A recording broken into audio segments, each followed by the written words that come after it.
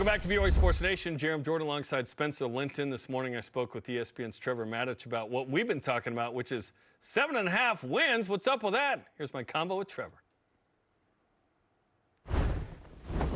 Trevor, great to have you back on the program. It's like you never left, yet it's May now. So welcome back to the show. Yeah, it's great to be here. It's like the football season ends, but it doesn't really, does it? It doesn't. You got football season, playoff and bowl season, recruiting, spring, and then fall camp. And so football season is year round, and I wouldn't have it any other way. I love it. Okay, BYU projected by one source out of Las Vegas to have its over-under at 7.5 wins. Last year it was 4.5. It was super low.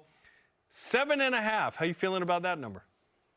I think people think it's low because they won 11 last year, but I think it's kind of fair as a starting point based on the schedule and all the things that they've got to do. I mean, BYU has, they have to replace 3 starting offensive linemen, pretty much their entire defensive line.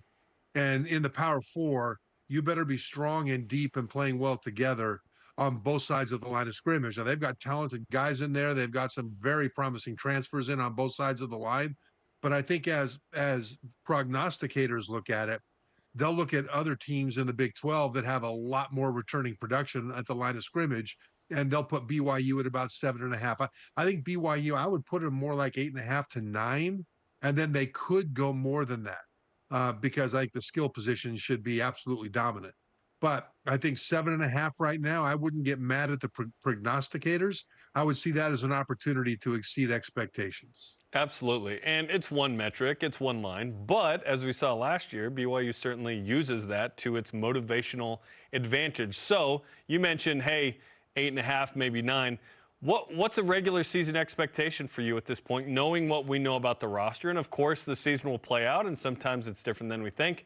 But given what we know about what BYU brings back in year 3 in the Big 12, what are you expecting in the regular season in terms of record from BYU? Jarom, I expect BYU to compete for the conference championship game again. And this year, as long as both sides of the line of scrimmage come together relatively early in the season, they've got a good chance to do that. I mean, it's a deep conference, the Big 12, just like it was last year. And it's hard to pick any front runner. But at the same time, I expect BYU to be better this year than they were last year overall. Part of the reason is that Jake Retzloff at quarterback coming back has a ton of fantastic weapons. His wide receiver core is got to be one of the best in the Big 12. LJ Martin coming back at running back should be fantastic as long as he stays healthy. I think the offensive line, even though they're replacing multiple starters, they've got talented guys to plug into those spots. And I expect the offensive line to start out just fine and then progress to be a very good offensive line. And so just because of that alone, I think you'll see more plays made by the offense, even though they made a lot of them last year, and fewer mistakes made by the offense, which hurt them down the stretch of the season. And I think BYU this year, fans should look at this team, and as well as they played last year, they should see this team play even more with more tight is the word that comes up, wired tight, especially on offense, especially when it comes to protecting the ball against the better defenses. So how do we quantify BYU being better than last year? Because 11-2 was pretty good. Are you saying if they're better, they make the Big 12 title game? I think if they're better, they make the Big 12 title game. But I wouldn't necessarily say it's just a matter of how many wins you have. Once again, this is a really tough Big 12, but it's not just for BYU. It's tough for everybody. And so one bounce of the ball either way could make the difference between who's in the title game and who isn't, which is what happened to BYU down the stretch with a couple of plays that turned into turnovers and things just didn't work out. And they ended up, one or two plays away BYU was last year from making the title game. But that isn't just BYU that faces a lot of quality opponents. It's everybody. And BYU could win 9 games, 10 games certainly, but they could win 9 and still make it to the conference championship game, depending on what happens in the rest of the conference. So I wouldn't get too hung up on they've got to meet or exceed 11 wins. It would be great if they did. And I'm not saying that they won't. But I am saying that as fans look at this team, you want to look at the way they play. You want to look at their depth. You want to look at avoiding mistakes. and you want to look at forcing mistakes on the other side.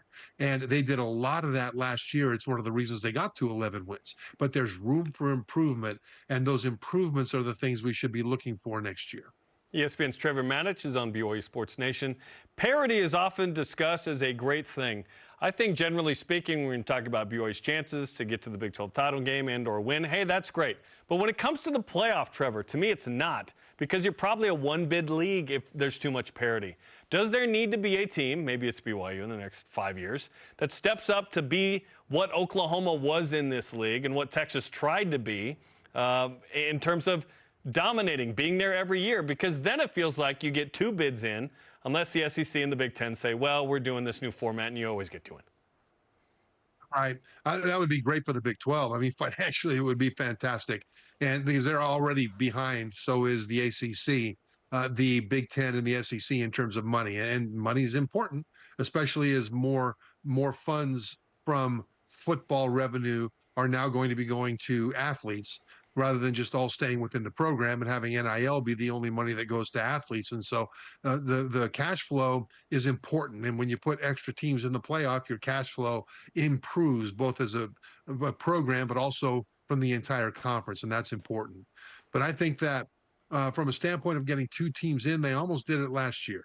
And I think had BYU won one more game, there was a chance that they could have gotten an extra team in, whether that was BYU or whether that was whoever they bounced out of the championship game. But as far as a team in the Big 12 rising up to become like an Oklahoma, like a Texas, the dominant team in the conference, they need that so that they get national cachet. That's important for the conference. You don't just want to be a conference that has a lot of very good teams, but no outstanding team. You want to have somebody every year competing for a national championship. That helps with recruiting. It helps with transfers. It helps with exposure in every way. It helps with NIL in every way. Because when you're competing for a playoff spot, that's important. When you're competing consistently for a national championship, everything else comes to you in greater numbers, especially money, and money is the fuel that runs college sports. Arizona State, Kansas State, Texas Tech all expected to be at 8.5 wins plus. Then it's Baylor, BYU, Iowa State, Kansas, Utah, all at 7.5. Arizona State's getting a lot of love, in fact, a little too much for my liking, given that Cam Scadaboo's gone. I know that Sam Leavitt is a good quarterback. They're back. K-State, the idea of K-State's consistency is there. They feel like a 8 or 9 win team almost every year. Texas Tech put a lot of money into that program. They got a lot of great transfers. They're expected to be in the top 3 there. Why isn't BYU in the mix there, given what they did last year and who they returned? Because of all the people they've got to replace along the lines of scrimmage. I mean, remember what happened to BYU 2 years ago, their first year in the conference. I mean, they were 5-2 to start. Then they had a bunch of injuries on the defensive line, defensive front especially, but also other places, combined with a really brutal closing 5 games of the regular season, and they ended up losing 5 in a row. And because they couldn't stop anybody on the ground. That was a big part of it. And so I think, these prognosticators will look at BYU and think, okay, they look at returning production. And so those teams you mentioned, Arizona State returned 16 starters, including 10 starters on defense. One of the best run defenses and scoring defenses in the Big 12 last year was Arizona State. Sam Leavitt, their quarterback, and Jordan Tyson, their top receiver, are both back. Those guys are expected to be first or second round draft choices next year if they both come out. You've got Iowa State, which is one of the nation's leader in returning production, including Rocco Becht, their quarterback. You've got Texas Tech, you mentioned. They're second in the nation in ranking of their transfer portal class. They went all in like Ohio State did last year, like Texas did this year, to bring in a transfer class to win this year right now. And it's ranked second in the nation. And so how will they put that together? These are reasons that I think people that make these sorts of predictions will look at returning production. They'll look at number and quality of transfers and things like that. And it's not that they downgrade BYU. I think it's they have a lot of respect for the returning production of these other teams. And BYU's transfer class is, I think, fantastic. I think it's phenomenal at key positions for them. You know, Andrew Gentry at offensive line, uh, Justin Kirkland and Keanu Tanuvasa on the defensive line. Critical pieces, both transfers. And you've got Carson Ryan, transfer tight end out of Utah. These are critical transfers, highly ranked transfers, but there's just not a whole lot of transfers. So I think those people who make these kinds of predictions add into it the numbers that come in, and they come up with these preseason predictions. And so I wouldn't worry too much about it. Once again, if I'm a BYU fan, those other teams are going to be really good teams and hard to beat. But guess what? BYU is going to be a really good team and hard to beat as well. Brian Santiago is the new athletic director. He takes over for your old teammate Tom Holmoe, who did a tremendous job at BYU.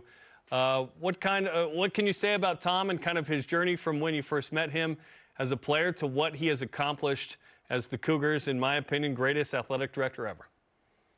Yeah, he's one of the greatest athletic directors of his generation, and he is seen that way by athletic directors and administrators all around the country. I mean, he shepherded the football program from Mountain West to Independent to Power Four, and getting from Independent to Power Four, as we all know, was a bit of an uphill climb, but he got it done, and he got the program there in a position to where in the second year they were able to be in competition for the conference championship game right to the end of the season. And so it didn't just get him into the conference. He got him into the conference in good standing so that their second year they can have a lot of success. But it's not just that. Tom also had tremendous success with all the other sports, the Olympic sports and basketball and, women's basketball. The women's sports have been dominant for BYU for a long time in general. And Tom Holmoe has been, the guy shepherding that. But also, now we have Director Santiago, who has been one of the key factors in a lot of those Olympic sports and overseeing those for the last, many, many years under Tom Holmoe. So I think Tom has to be considered one of the best that has done it in his generation, but he is considered. I don't think he's an unsung hero. I think his praises are sung loudly and well, and he deserves every bit of it. And they will be for a long time in Provo. Trevor, of course, we always appreciate the time. Fun to catch up. Best of luck. Hopefully you enjoy some barbecue and some good hangouts this summer. We'll talk to you soon enough. Appreciate it, Jarom. Thank you.